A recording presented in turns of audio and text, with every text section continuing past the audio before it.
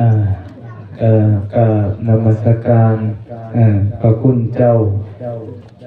พร้อมด้วยเจริญพรพญาติโยมสุขุสุคนเด้อบ้านกุดอ่อวังปทุมคือสิหูจักกันดีอยู่ดอกคุณหน้าคุณตาอยู่เนาะโยมพ่อโยมแม่มื้อนี้วังหันพระคุณเจ้าเดี๋ยวจะเพิ่มอีกโคขึ้นเด้อดิเทศอานิสงส์จักหน่อยให้มื้อนี้มันเป็น3ธรรมาสเนาะแม่ใหญ่เนาะนะโมกัสสะธุนำพ่อแม่ครูบาอาจารย์เพิ่นเอาบัดนี้สิเทศอานิสงส์ให้พ่อใหญ่แม่ใหญ่เฮาฟังซะก่อนอานิสงส์เรื่องหยังพระคุณเจ้าเพิ่นเทศไปว่าหันจำได้บ่แม่ใหญ่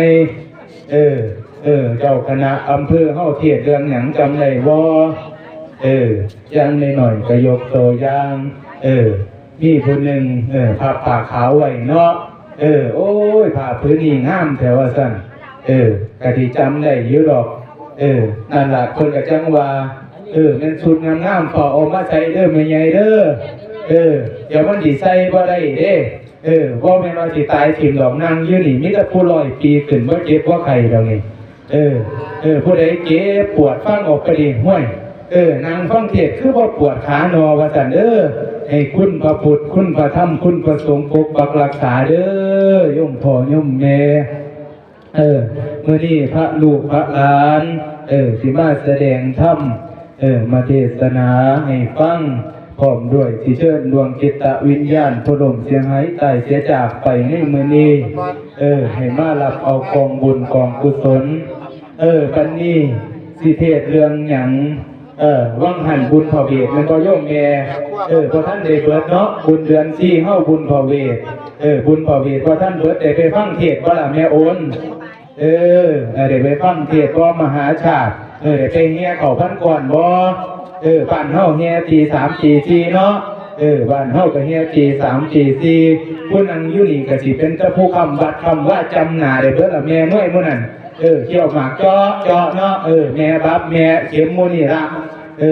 เอาบัดนี้สิเทศเรื่องหยังสิเทศเรื่องกันมาได้หมื่นมาได้แสนเนี่ยได้ฟังบ่เป็นไงแม่บัวพอคุณนี่ล่ะเนาะเป็นผู้เขาเอิ้นพอบ้านสะพานเมืองพอท่ายกเป็นไวยากรวัดบ้านเฮาไวยากรวัดผู้ใดบ่กันนี่ล่ะก็สิไปนำกันบัดนี้ฟังเข้าใจบ่กันมาได้หมื่นมีหยังโยมแม่เพิ่นบอกหยังพระมาได้เพิ่นบอกหยังนั่นล่ะเรื่องสิยกตัวอย่างเป็นเรื่องจังเฮาเจ็บดอกไม้เนี่ยมาใส่บาตรแม่นบ่โยมแม่เจ็บไปวัดซุมื้อเนี่ยบางบ้านก็ไปเห็นเพิ่นเอาธูปเอาเทียนไปหยังไปบูชาองค์พระพุทธสัมมาสัมพุทธเจ้าบ่แม่นบูชาตะบะโคดมโยมแม่บูชาไปพระพุทธเจ้าที่เพิ่นอุบัติขึ้นตั้งแต่องค์1องค์2องค์3มาบัดนี้เฮาบูชาไปหุ่นฮอดองค์ที่5สิมาอุบัติขึ้นหรือว่าอุบัติขึ้นในโลกในอีกจังหน่อยหลังจากสิ้นยุคพระโคดมเฮาเนาะโยมแม่เนาะบัดนี้ในกันมาได้หมื่นขันฟังดีๆนั่นเพิ่นสิบอกผู้ใดเอาดอกไม้ไปบูชาไปบูชาพระเนี่ยก็ได้ขึ้นสวรรค์ในโยมแม่บ่แม่นว่าเฮาเจ็บมาบางคนบ่ฮู้เห็นเพิ่นเฮ็ดก็เฮ็ดนำมันบ่แม่นเด้มันเป็นการมันมีประวัติปกตินั่นมันสิเป็นมีนายคนหนึ่งผู้ชายเก็บดอกบัว8ดอกโอ้ยสิเอาไปหยังน้อดอกบัวคืองามแท้ว่าซั่นบัดนี้เห็นพระสงฆ์โยมแม่พระองค์นั้นก็เป็นพระมาไล่นี่ล่ะก็เป็นพระมาไล่ก็เลยว่าโอ้ไปบูชาพระว่าซั่นเพราะไปบูชาถวายพระมาไล่แล้วพระมาไล่ก็เลยว่าโอ้ดอกบัวนี่มางามผุดพองแท้ว่าซั่นก็เลยเหาะขึ้นไปเป็นบูชาพระธาตุเกศแก้วจุฬามณีอยู่เมืองสวรรค์บ่ได้โยมแม่ปานนี้ผู้ชายคนนั้นที่ถวายดอกบัวเนี่ยคือเฮาเอาดอกไม้มาถวายเนี่ยถวายมาบูชาพระเนี่ยอาจสิมีเทพดาโอ้มื้อนี้โยมพ่อโยมแม่เด้อแม่น้อยเด้อแม่บัวแม่อ่อนแม่แต๋วโอ้มื้อนี้เพิ่นเอาดอกไม้มาวันศีลวันพระที่มาใส่แก่กันมื้อนี้ล่ะโยมแม่เฮาบ่แม่นว่าบูชาแต่อยู่นี่เด้พวกน่ะเทวดาก็สิเอาคืนไปเมืองสวรรค์พุ่นเด้โยมแม่เพิ่นไปบูชาเทิงพุ่นพุ่นเด้ บูชาถึงเมืองสวรรค์พุ่นน่ะไปบูชาพระธาตุเกศแก้วเฮาพุ่นเด้ไปบูชาต่อเทวดาอยู่ตรงพุ่นปกติไปสาธุการนำกันพุ่นเด้บัดนี้เว้าเรื่องเดือน6เฮาแห่สงกรานต์แล้วมันบ่โยมแม่มันมีหลายเด้กันมาได้หมื่นผู้ใดฟังเข้าใจนี่สิเข้าใจได้โอ้ที่นายนี่เฮ็ดบุญบัดนี้บุญเดือน6เนี่ยเฮาไปก่อเจดีย์เป็นบ่โยมแม่เอาดินเข้าวัดแม่นบ่เอาดินเข้าวัดเนาะไปก่อเจดีย์นี่ก่อแล้วก็ไปขึ้นอยู่เมืองสวรรค์ผู้ใดโยมแม่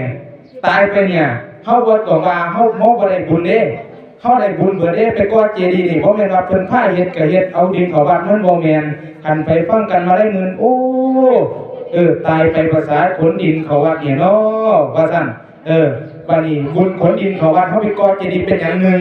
จิตใจเฮาเนี่ยโอ้อยากก่อเป็นเจดีย์เป็นพระธาตุบูชาองค์พระพุทธสัมมาเถโน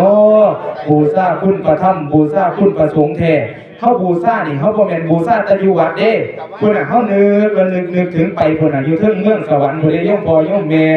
พระพุทธเจ้าเฮาเกิดมามีองค์ใดแน่นั่นล่ะเกิดมาเนี่ยอุบัติขึ้นมี4องค์แล้วแม่นบ่องค์ต่อไปบัดนี้คือองค์ที่5คือพระศรีอริยเมตไตรโยนี่ล่ะเพิ่นสิมาเกิดเฮาถวายอยู่นี่เนี่ยเฮาสิได้ไปเกิดไปพ่อเพิ่นได้โยมแม่อยากไปพ่อผู้ใดฟังเทศกันมหาชาติ13กันครบนั่นให้มันเกิดปัญญาเด้ผู้ลางคนไปแล้วโอ้ยเคยฟังนั่นจนเต็ดเหี่ยวเข้าพันก่อนพุ่นแล้วว่าซั่นฟังซื่อๆแต่ว่าจำบ่ได้เพิ่นเทศฮอดกันได้ล่ะจักแล้วพะนะว่าถามกันเขาต้องฟังแล้วโอ้เพิ่นเทศนี่เด้อกันทศพรเด้อว่าซั่นมีจักพระคาถาเพิ่นเทศกันทศพรมีจักพระคาถาให้เฮาจดเฮาจำเนาะโยมพอกันมัดซี่กันนครกันเด้อฮอดนี่เอาโยมแม่เอาฝ่ายมงคลตะกอนฝ่ายผูกแขนอยู่ในนี่บ่มีหยังดอกอยู่ในนี่มีแต่พุทธคุณธรรมคุณสังฆคุณสำนั้นล่ะก็ปกปักรักษาแล้วให้อยู่เย็นเป็นสุขอยู่ดีมีแห้งเจริญรุ่งเรืองนั่นล่ะวันนี้ที่ยกตัวอย่างอีกอันนึงในกันมาไล่หมื่นก็คือท่านไปทางเนี่ยโยมแม่เนี่ยโอ้เข้านี่เด้อว่าซั่น